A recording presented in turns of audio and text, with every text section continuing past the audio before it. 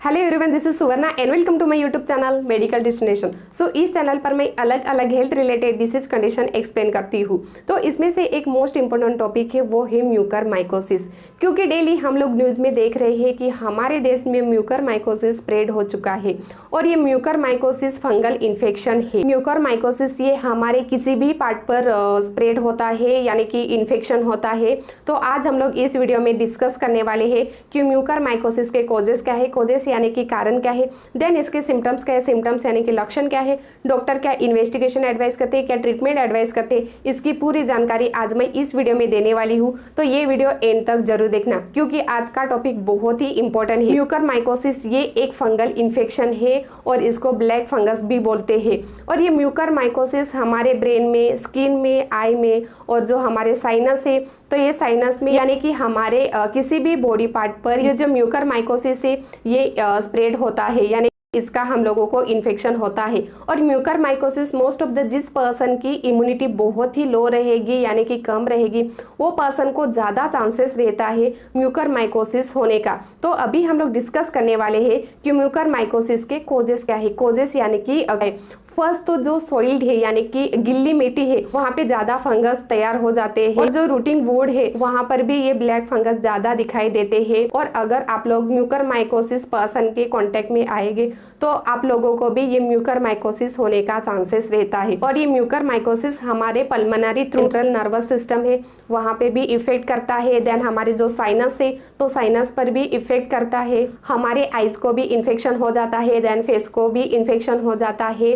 Then हमारे जो lungs है, लंग्स यानी कि फेफड़ों है, तो ये फेफड़ों को भी इन्फेक्शन हो जाता है। म्यूकरमाइकोसिस ये एक फंगल इन्फेक्शन है। अगर आप लोगों को कुछ कट रहेगा यानी कि स्किन कट रहेगी या स्किन को कुछ बर्न रहेगा तो जल्दी स्प्रेड होता है ये म्यूकरमाइकोसिस। और जिस पर्सन को कैंसर रहेगा वो पर्सन को भी ये म्यूकरमाइकोसिस होने का चांसेस रहता है। क्यों कैंसर पेशेंट को ये म्यूकरमाइकोसिस होने का चांसेस रहता है? क्योंकि कैंसर पेशेंट की जो इम्यूनिटी है वो बहुत ही कम रहती है। इस वजह से कैंसर पेशेंट को भी ये म्यूकरमाइकोसिस होने का ज्यादा चांसेस रहता है।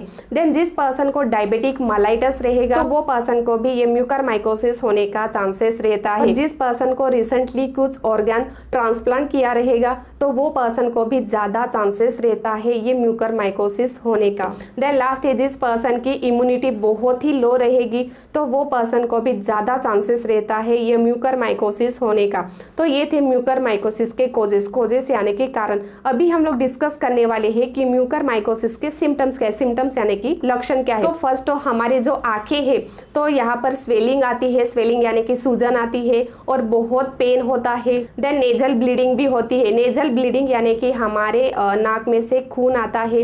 देन फीवर भी आता है, फीवर यानी कि बुखार आता है। फीवर क्यों आता है? क्योंकि इन्फेक्शन के वजह से म्यूकरमाइकोसिस पेशेंट को फीवर भी आता है और हेडेक भी होता है। हेडेक यानी कि सरदर्द भी होता है। म्यूकरमाइकोसिस पेशेंट को खांसी भी होती है और जो साइनस है तो ये साइनस पेन होते हैं। देन नेजल कंजेशन भी होता है। नेजल कंजेशन यानी कि हमारा जो नाक है तो ये बंद होता है। नाक क्यों बंद हो जाता है? क्योंकि इन्फेक्शन के वजह से हमारे नेजल में फंगस तैयार हो जाते हैं और इस वजह से हमारा जो नाक है यानी कि जो नेजल है तो ये बंद हो जाता है। अगर आप लोगों को कुछ स्किन इंजुरी रहेगी तो ये म्यूकरमाइकोसिस जल्दी स्प्रेड होता है और हमारे स्किन पर ब्लिस्टर आते हैं और हमारे जो स्किन टिश्यू है तो ये ब्लैक कलर के होते हैं। देन हमारी स्किन रेडनेस हो जाती है, टेंडरनेस होती है और स्वेलिंग भी आती है। स्वेलिंग यानी कि लास्ट है हमारे स्किन पर अल्सर भी आते हैं।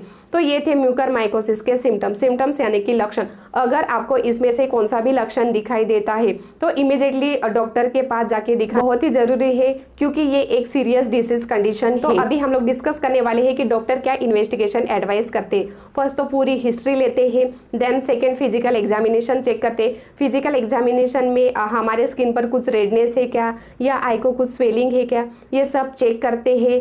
और फीवर है तो टेम्परेचर भी चेक करते हैं। जो भी वाइटल साइंस है ये सब चेक करते हैं। ब्लड इन्वेस्टिगेशन चेक करते हैं। अगर आपके स्किन पर ब्लिस्टर प्रेजेंट रहेंगे तो थोड़ा फ्लूइड एस्पिरेट करके डॉक्टर लैब में सेंड करते हैं। नेजल डिस्चार्ज कलेक्ट करके वो भी सैंपल लैब में सेंड करते हैं। क्यों लैब में सेंड करते हैं? क्योंकि ये किस वजह से हुआ है, किस फंगल इन्फेक्शन के वजह से हुआ है, ये चेक करने के लिए डॉक्टर नेजल डिस्चार्ज भी कलेक्ट कलेक्ट करके लैब में सेंड करते। According to patient condition wise वो पर्सन को डॉक्टर इन्वेस्टिगेशन एडवाइस करते। अभी हम लोग लास्ट डिस्कस करने वाले हैं कि डॉक्टर क्या ट्रीटमेंट एडवाइस करते हैं। अगर पेशेंट को फीवर रहेगा, फीवर यानी कि बुखार रहेगा, तो वो कम करने के लिए डॉक्टर मेडिसिन स्टार्ट करते हैं। देन पेशेंट को बहुत ही पेन है तो पेन कम करने के लिए सम पेन किलर मेडिसिन भी स्टार्ट करते हैं और पेशेंट को एंटीवायरल आईवी थ्रू मेडिसिन भी स्टार्ट करते हैं। और अगर पेशेंट की कंडीशन बहुत ही क्रिटिकल है यानी कि जो म्यूकरमाइकोसिस है ये बहुत ही स्प्रेड हो चुका है पेशेंट के स्किन पर, तो इस कंडीशन में डॉक्टर सर्जरी एडवाइस करते हैं। सर्जरी क्या करते हैं, जो इन्फेक्टेड टिश्यू है